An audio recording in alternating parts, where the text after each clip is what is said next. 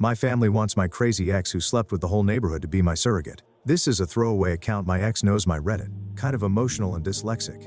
So I 32 male am a married man. I have a happy life. Big home, 3 kids and a loving husband. I am bisexual if that makes it less confusing. We had 2 surrogates. So prior to my husband I dated my ex 31 female. Let's call her Sarah. Sarah was my first love. She was very kind to me at first and we did everything together. We went to prom, went to college, and I even proposed to her. She was my queen and I would do anything to make her happy. A year into our proposal she moved into my apartment. This is when I saw the true Sarah. Sarah worked a manager job at a popular drugstore, so I did not think it was weird when she was home kind of late. I just assumed she was closing the store. I was wrong. I found out from friends that Sarah was having fun with the whole neighborhood and then some. She would go to the hotels and wash up before coming home to me. I confronted her and she denied this. Weeks later I got something I thought was just a UTI and it wasn't. Antibiotics fixed it. I asked her what was going on and she accused me of cheating while she was working. That was easily disproven because I am a nerd and played D&D with friends who proved I was with them, while I thought she was at work or with girlfriends. This was in videos, and so she had to fess up. I asked what made her want to cheat. I blamed myself and my internship for her change in behavior. I thought maybe we needed more date nights. I forgave her and believed her when she said she was going to change. She did not, and she was just more sneaky about it. I found out she was still doing it, and my life went from bad to worse. Sarah got pregnant, but the baby may have not been mine. My family told me to accept this baby and accept her. By this point our bedroom life was practically non-existent. We had been arguing more and she always ran to my mom, making it seem like I was abusing her. This is with me with glass in my arm, scratches on my face and bruises from her hitting me.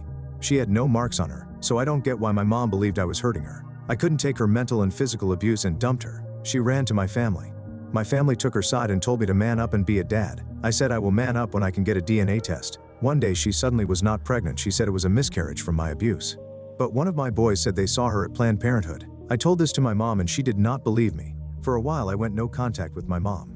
That was till I married my husband, who is my childhood best friend. He convinced me to make up with her and my siblings. He made me feel happy again. He was not messing with my head. He was loyal, and before I knew it we were starting a life together. Recently my ex got in contact with my mom. They still talk from time to time because she is sweet to my parents, just not to me. She asked if she can have my genetic material to have a baby. Her current husband has a zoospermia, so they can't have a kid. Apparently we look very similar, and she wants a baby that looks like her husband. My mom said I should do it so I can have more kids and make up for the miscarriage, which she still believes happened. I said no. My husband said no and my kids don't want a sibling from her. They remember what she did at a family gathering. However, my family is calling me in a hole for not wanting Sarah to carry my baby. I sort of feel like my mom just wants me to have a normal marriage. Since she has said in the past that I wouldn't need a surrogate if my partner was female. She is nice to my husband to his face, but I think she regrets me marrying him. Even my extended family is telling me to do it, but my mom is the main matriarch of my family, so if she says something everyone says it. But I just don't want this to cause problems with my family and our lives.